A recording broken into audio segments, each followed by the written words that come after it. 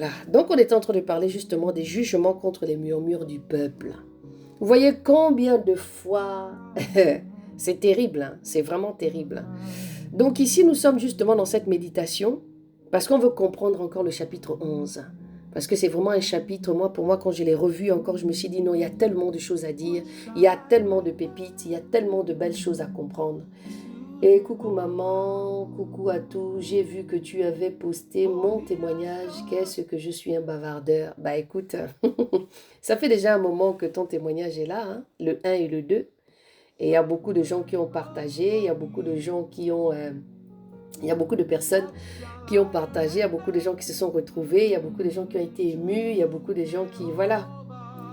Donc voilà, comme je t'ai dit, donne-moi ton témoignage pour que je puisse vraiment... Bien sûr que tu bavardes. À 51 ans, qu'est-ce que tu veux faire de plus à part bavarder?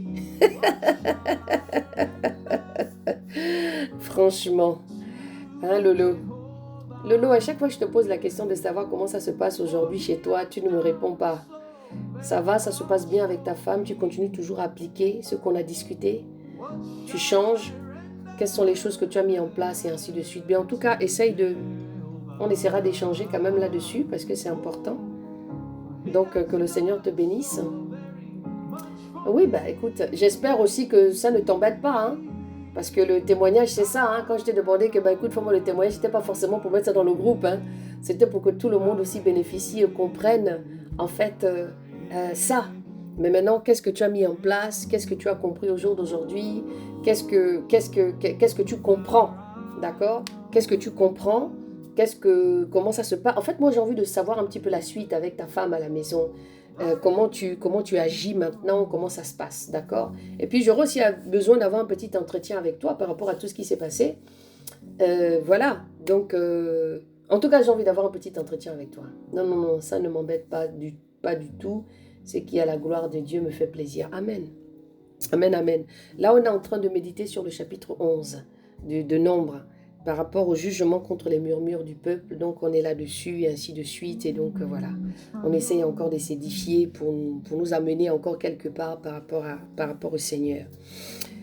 Donc dans le verset 11 ici, chapitre 11, verset 1, après il arriva que le peuple murmura et cela déplut aux oreilles de Yahweh. Lorsque Yahweh, l'entendit, sa colère s'enflamma et le feu de Yahweh s'alluma parmi eux et en consuma l'extrémité du camp. Alors le peuple cria à Moïse. Moïse pria Yahweh et le feu s'éteignit et on nomma ce lieu-là Tabéhéra parce que le feu de Yahweh s'était allumé parmi eux. Donc faites attention à votre bouche. Faites attention à ce que vous dites. Faites attention. Faites attention à comment vos bouches parlent, même quand vous êtes en colère, même quand vous ne comprenez pas les choses. Faites attention, parce que votre bouche est une bouche prophétique. Parce que votre bouche, quand vous dites des mots, les paroles vivent. Quand vous commencez à dire certaines choses, ça prend vie, même si ça ne prend pas vie au même moment. Mais la parole s'accomplit toujours. Quand une parole est lâchée, elle s'accomplit. Vraiment, je sens que le Seigneur veut vraiment que j'insiste là-dessus. Quand on lâche une parole, peu importe, c'est comme la parole, quand on dit le Seigneur accomplit toujours, c'est pareil. Quand vous lâchez une parole, peu importe le temps qu'elle prend, elle va agir. Donc faites attention. Pour vos enfants, pour les gens que vous connaissez, pour les personnes qui sont au travail, les collègues, faites attention. Parce que votre bouche représente le ciel.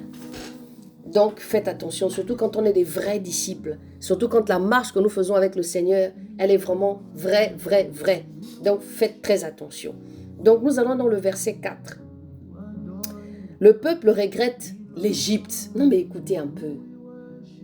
Oui, la parole est créatrice, justement. Mais tu sais, Nathalie, la parole, il faut revenir sur la Genèse. La Bible dit que la parole était Dieu et la parole était avec Dieu. C'est-à-dire que quand tu commences à lâcher la parole, c'est comme quand le Seigneur a dit que la terre fut, que le ciel fut. Est-ce que tu comprends? Donc la parole là, elle est créatrice. Donc une fois que tu commences à dire un mot, c'est fini. La parole là, elle part. Donc c'est pourquoi il faut faire attention dans ce que nous disons, comment nous faisons les choses. La parole que tu lâches, peu importe, celle de ton enfant, les paroles de malédiction, tout ce que nous pouvons faire. Shalom, shalom, shalom à toi Véro. Comment tu vas? Donc faites attention. La Bible dit que la parole était Dieu et la parole était avec Dieu. La Bible dit que quand nous prions, nos paroles, il y a des anges qui viennent le chercher. Et ils amènent ça devant le trône de grâce. Donc c'est-à-dire que nos prières sont comme, le bruit de la mer. Oh là là. Ah, c'est quelle inspiration ça.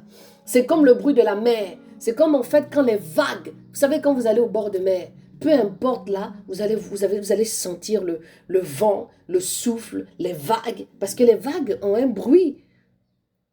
Les vagues là, ça a un bruit. Ça continue, ça fait du bruit, ça vient, ça part. C'est comme si en fait les vagues, la mer avait une bouche et qu'elle parle tout le temps, tout le temps, tout le temps, tout le temps. Et c'est pareil avec la parole. Le monde a été créé par la parole. Et c'est cette parole-là, quand on continue, quand on avance avec elle, on doit faire attention. C'est les prières qu'il faut demander à Dieu aussi pendant ce temps de jeûne. Dire au Seigneur, Seigneur, garde ma bouche. Coucou Maria, je t'ai vu tout à l'heure là, mais je ne t'ai pas salué. Donc, il faut faire attention à cette bouche-là aussi pendant ce jeûne. Demander aussi au Seigneur, Seigneur, garde ma bouche. Si j'ai tendance à trop vite parler, aide-moi. Si j'ai tendance, Père éternel, à trop faire les choses rapidement à cause de cette bouche, garde-moi. Apprenez à écouter, parce que c'est aussi une sagesse, quoi, d'apprendre à écouter. Apprendre aussi à prendre le recul, toutes ces choses-là. C'est ça aussi qui vous forme. Et la multitude d'étrangers qui se trouvaient au milieu d'eux se livra à la convoitise. On est toujours dans le peuple regrette l'Égypte. Et la multitude d'étrangers qui se trouvaient au milieu d'eux se livra à la convoitise. Et même les enfants d'Israël se mirent à pleurer, disant, « Qui nous donnera de la viande à manger ?» Ah Nous nous souvenons des poissons que nous mangeons en Égypte et qui ne nous coûtaient rien. Des concombres, des melons, des poireaux, des oignons et de l'ail. Oh, c'est pas possible. Vous vous rendez compte de l'ingratitude de l'homme? Là où ils étaient écriés, là où ils étaient malmenés, là où ils étaient sauvagement traités, ils disent, ah, nous nous souvenons des poissons que nous mangeons en Égypte. C'est-à-dire que l'homme, en fait, en général, il s'habitue à une certaine souffrance, là où il est assujetti.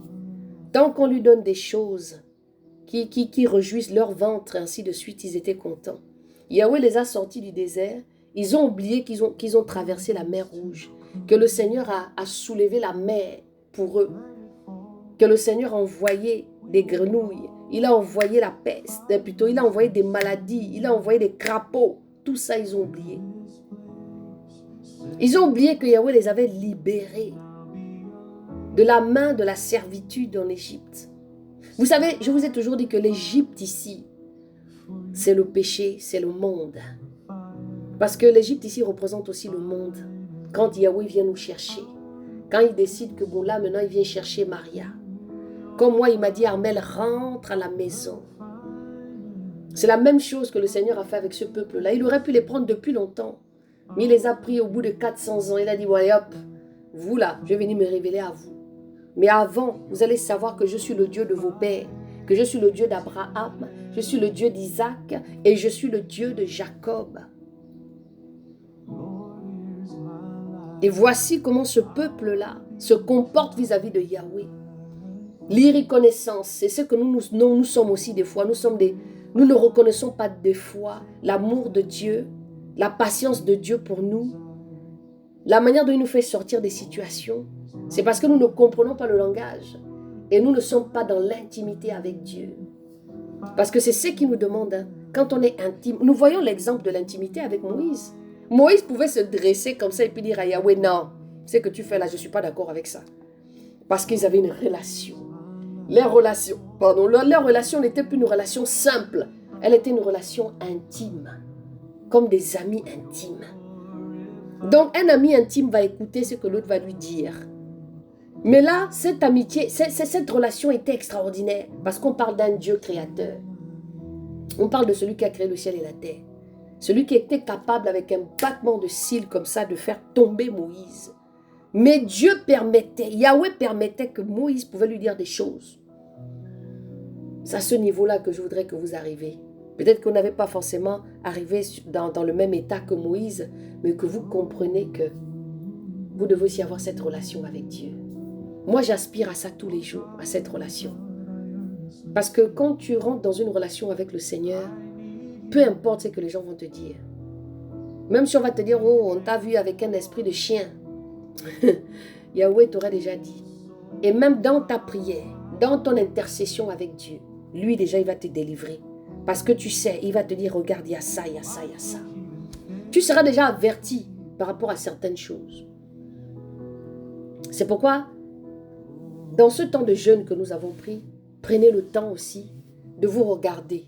Prenez le temps de comprendre. Prenez le temps de dire à Dieu, Seigneur, aide-moi à être ce que toi tu voudrais. Que vos prières soient aussi ciblées dans vos failles, dans les choses que vous ne comprenez pas. Ou vous-même dans le secret, vous savez que, mon affaire c'est toujours là. C'est toujours là où j'ai tendance à tomber. C'est toujours là où je ne comprends pas. Prenez ça aussi en compte dans ce temps de jeûne. Dites au Seigneur ce qui ne va pas. Dites au Seigneur vos désirs, ce que vous souhaitez, la manière dont vous voulez marcher avec lui, la manière dont vous voulez être en relation avec lui. Que le Seigneur vous éclaire, que le Seigneur vous montre ça. Et vous allez voir comment votre marche, elle va changer. Elle va prendre aussi une nouvelle dimension. La dimension, ce n'est pas seulement pour moi. La dimension, c'est aussi pour vous. Chacun à son niveau. Mais le but ici, c'est le ciel. Tout ce que je suis en train de dire, que ce soit pour moi ou pour vous, la finalité, c'est le ciel. Et ne ratez pas le ciel. Et maintenant, nos âmes sont asséchées, nos yeux ne voient que de la manne. Ils étaient fatigués de manger la manne. Mais la manne ici, autant que la manne était comme de la viande, mais la manne aussi était une correction que le Seigneur avait donnée.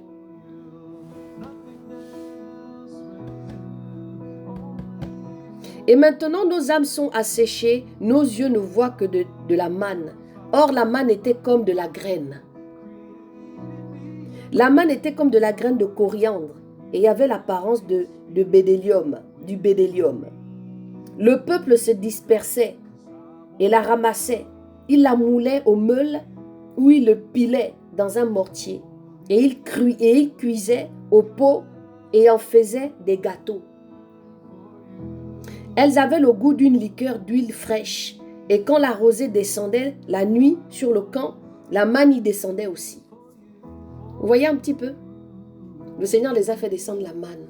Comme vous voulez la viande là, je vais vous faire tomber la manne. Et il fallait qu'ils prennent ça comme des graines. C'est bien expliqué, la manne ici était comme des graines. Or la manne était comme la graine de coriandre. Donc c'était vraiment tout petit comme ça. Et avait l'apparence du bédélium. Le peuple se dispersait et la ramassait. Et il la moulait au meule ou la pilait dans un mortier. Et il la cuisait au pot et en faisait des gâteaux. Elle avait le goût d'une liqueur d'huile fraîche. Et quand la rosée descendait la nuit sur le camp, la manne y descendait aussi. Alléluia. Moïse dans l'affliction. Moïse donc entendit le peuple qui pleurait chacun dans sa famille et à l'entrée de sa tente. La colère de Yahweh s'enflamma fortement et Moïse en fut attristé. Ah non, Moïse a souffert. Je comprends pourquoi Moïse n'a pas vu. Vous comprenez maintenant pourquoi Moïse n'est pas arrivé là où coule le lait et le miel? C'est Josué qui a repris le relais. Parce qu'il a tellement été oppressé par le peuple. Tellement il a été oppressé par le peuple. Tellement il a été oppressé par le peuple. Tellement il a été oppressé. Tellement il a été oppressé par le peuple que Moïse était fatigué. Moïse était sous pression avec ce peuple-là, Koured, ce peuple qui était têtu, ce peuple qui n'était pas reconnaissant. Et lui, il prenait tout ça Parce que quand le peuple faisait ça, c'est à Moïse qu'ils allaient voir à chaque fois. C'est comme vous et moi au jour d'aujourd'hui. Ah là là. La colère de Yahweh s'enflammant fortement et Moïse en fut attristé. Et Moïse dit à Yahweh, pourquoi affliges-tu ton serviteur? Pourquoi n'ai-je pas trouvé grâce à tes yeux que tu aies mis sur moi la charge de tout ce peuple? Regardez comment Moïse. C'est pourquoi quand je vois les gens ici me dire, moi je suis servante de Dieu. Vous savez qu'est-ce que c'est être servante de Dieu? Vous savez qu'est-ce que c'est être serviteur de Dieu? Beaucoup de personnes, parce qu'ils mettent des petits versets à gauche, à droite, la Bible dit, faites des nations des disciples. On est tous appelés à faire des nations des disciples. Louise peut parler de Jésus à quelqu'un et l'amener en Christ. Marie-Hélène peut faire la même chose. Maria peut faire la même chose. Mais les responsabilités de paître un peuple, la responsabilité de toujours écouter, la responsabilité de prendre. Vous savez, nous autres là, on sera plus jugés que vous encore. Parce que le Seigneur nous donne des responsabilités, me donne des responsabilités pour vous suivre, pour vous mener, pour vous accompagner à le connaître correctement. Moïse ici est en train de dire, mais c'est pas possible. Tu n'aurais pas pu me laisser comme ça. C'est la réflexion que moi aussi j'ai eue à un moment donné, que ah Seigneur, donc toi c'est là où tu voulais m'emmener. Tu n'aurais pas pu me laisser une simple chrétienne, simplement en train de préparer ta venue, parler de toi simplement. Mais c'est comme ça que toi tu as voulu m'élever. C'est ce que nous disons, celui qui n'est pas prêt. Parce que celui qui cherche à être serviteur, il va te faire des choses qui ne sont pas. Mais celui qui ne cherche pas, qui est assis pour lui tranquillement dans un coin, et puis le Seigneur dit, bon, c'est elle que j'ai choisie. Alors que tu n'as rien demandé, tu veux juste être dans ton coin. Voici Moïse qui dit, est-ce moi qui ai conçu tout ce peuple? Où l'ai-je engendré pour que tu me dises, porte-le dans ton sein, comme le nourricier porte un enfant qui tête, porte-le jusqu'au pays que tu as jugé à ses pères. Ce peuple, ah là là, à ses pères, d'où aurais-je de la viande pour en donner à tout le peuple?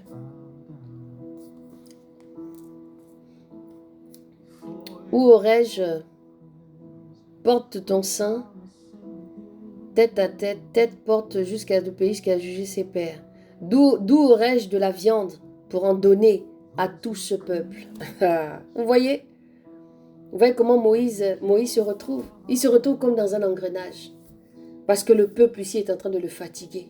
Parce que le peuple ici n'arrête pas de se plaindre. Moïse a compris comment son Yahweh fonctionne. Moïse a compris parce qu'ils sont en intimité avec son Dieu. Mais les gens qui le suivent, mais les gens qui sont en train de marcher, mais ces gens-là qui aujourd'hui on a fait sortir, c'est comme vous ici. Je parle, je dis des choses, je viens vous exhorter, je vous dis voilà. Mais de fois on se rend compte qu'il y en a qui n'ont rien compris, il y en a qui sont toujours dans la souffrance, il y en a qui ne comprennent pas que Dieu là, il délivre malgré chaque chose. Mais ce n'est pas encore arrivé dans leur cœur. Ils sont toujours en train de se plaindre, ils ne comprennent pas. Les situations toujours sont en train de les reprendre. Ils sont toujours en train de demander. Ils sont toujours en train de... En fait, la parole rentre, mais elle ne reste pas à l'intérieur. Elle ne s'imprègne pas. C'est comme ça que nous, des fois, on se comporte. On se comporte de cette manière. Mais alors que, des fois, c'est pas comme ça que Dieu veut. Dieu nous veut autrement. Donc, c'est pourquoi c'est important de refaire encore le taux critique sur soi. C'est pourquoi ici, c'est aimer Jésus, lire la Bible, se faire l'autocritique et de prendre conscience du péché. En fait, c'est le slogan de EVE. Aimer Jésus, lire la Bible, faire l'autocritique sur soi-même et prendre conscience du péché.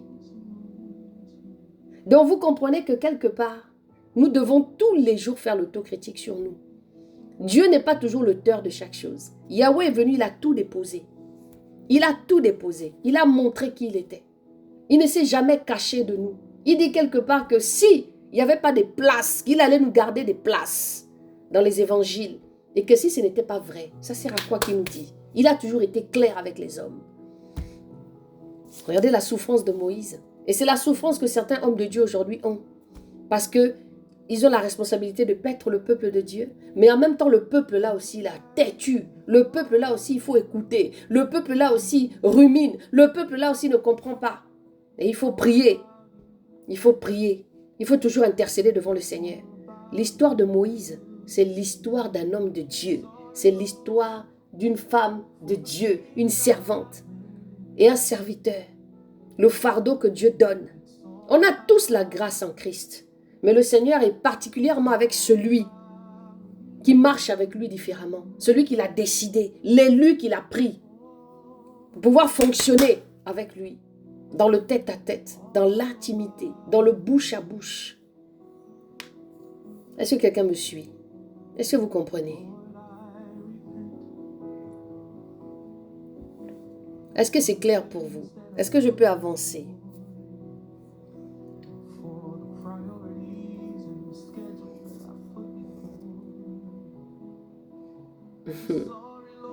Au verset 14, « Je ne puis à moi seul porter tout ce peuple, car il est trop pesant pour moi. Si tu agis ainsi à mon égard, tue-moi, je te prie. Donc, si j'ai trouvé grâce à tes yeux et que je ne vois pas mon malheur. » Vous vous rendez compte l'état d'esprit de Moïse? Moïse ose dire à Yahweh, tue-moi. Tue-moi. Parce que là où je suis là, c'est plus possible. Moïse est en dépression. Ce frère-là, lui met en dépression. Est-ce que vous vous rendez compte? Ah là là. Et ça, c'est la pression que certains hommes de Dieu ont ici. Mais la différence de Moïse, peu importe qu'il était dans cette dépression, mais il marchait avec Yahweh. Parce qu'il y en a qui commencent, ils marchent bien avec le Saint-Esprit. Et puis un jour, ils commencent à eux-mêmes maintenant créer des situations. Et c'est là où ils meurent. C'est là où ils ont des arrêts cardiaques. C'est là où ils ont des problèmes de cœur. C'est là où il y a des problèmes de tension. C'est pourquoi même quand Dieu nous donne la responsabilité de paître le peuple, il faudrait que nous aussi on se mette vraiment. Voilà, on ne doit pas trop mettre les organes. Parce que quand on commence à mettre les organes dans vos histoires là, vous êtes les premiers à nous tordre le cou ici. Vous êtes les premiers par vos caractères. Si on ne bloque pas, sinon quelqu'un peut t'appeler même à minuit, 1h du matin. Il oublie que toi tu as une vie. Parce que lui, ces problèmes-là sont plus importants. Parce qu'il croit que parce que toi on t'a donné la responsabilité de paître le peuple, il croit qu'il peut t'appeler à minuit, 1h du matin. Et il y a aussi des frères qui ont aussi accordé ça à leur brebis. Ah non, tu peux m'appeler à minuit. Aïe, tu peux m'appeler à 1h du matin. Que ce sont des bébés. Vous avez compris qu'ici, je suis là pour vous responsabiliser dans la marche que vous faites avec le Seigneur. Moi, à minuit, là, je dors. À 1h du matin, je dors. Aujourd'hui, on a un groupe d'intercession. Vous n'avez pas besoin de venir vers moi pour venir me dire « Ah, tata, prie pour nous, prie pour comme ça. » Vous avez déjà un groupe d'intercession.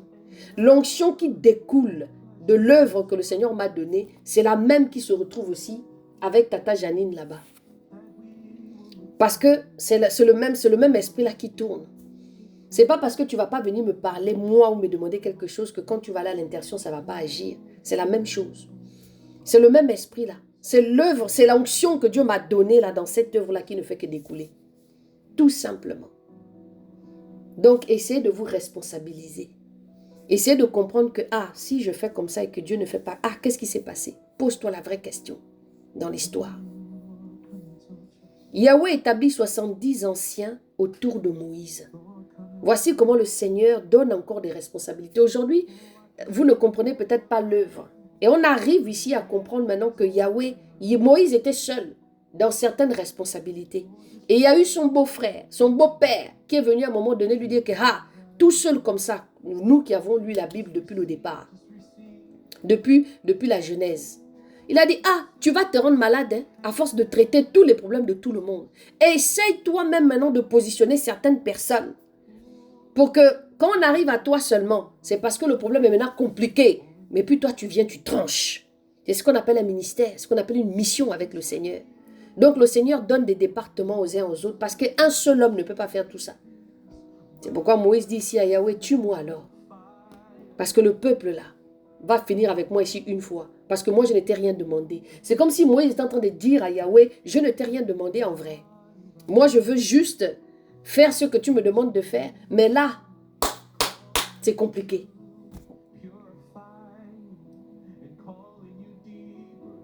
Alors Yahweh dit à Moïse, assemble-moi 70 hommes des anciens d'Israël que tu connais, être les anciens du peuple et les officiers, et amène-les à la tente d'assignation. Et qu'ils s'y présentent avec toi. Puis je descendrai et je parlerai là avec toi. Je mettrai de l'esprit qui est sur toi, sur eux. C'est-à-dire que le Seigneur va remplir le Saint-Esprit de tous ces hommes-là pour aider Moïse.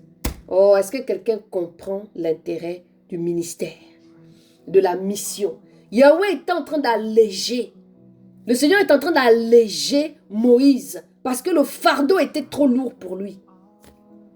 Il est en train de l'alléger. Donc le même esprit, vous comprenez maintenant que le même esprit qui est avec moi là, c'est le même esprit là en fait que le Seigneur a mis aussi et qui mettra à chaque fois qu'il y aura quelque chose pour développer. C'est le même esprit. Mais le même esprit là vient d'abord de Moïse parce que c'est lui qui a l'alliance. C'est lui qui a l'appel de Dieu. Donc ça découle seulement. Donc à cause de Moïse, le Seigneur va donner le même esprit là aux autres pour leur donner l'intelligence, pour le soutenir dans ce qu'il est en train de faire. Est-ce que quelqu'un me suit? On est à 26 minutes. Ok, c'est déjà pas mal. 26 minutes, c'est beaucoup. Hein? À 30 minutes, je vais couper. 26 minutes, déjà, quand les gens ils écoutent pendant 26 minutes, c'est déjà pas mal. Bon, écoutez, vous qui allez écouter cet audio, si vous voulez écouter la suite de cet enseignement, de cette méditation, retrouvez-moi sur Facebook, Eau de vie édifie. Voilà, que le Seigneur vous bénisse et que cette exhortation et cette méditation vous amène encore à comprendre la marche que vous faites avec le Seigneur. Donc, rendez-vous sur Eau de vie édifie, sur la page Facebook, vous vous abonnez et vous aurez la suite de cette méditation. Soyez bénis dans le nom de Jésus.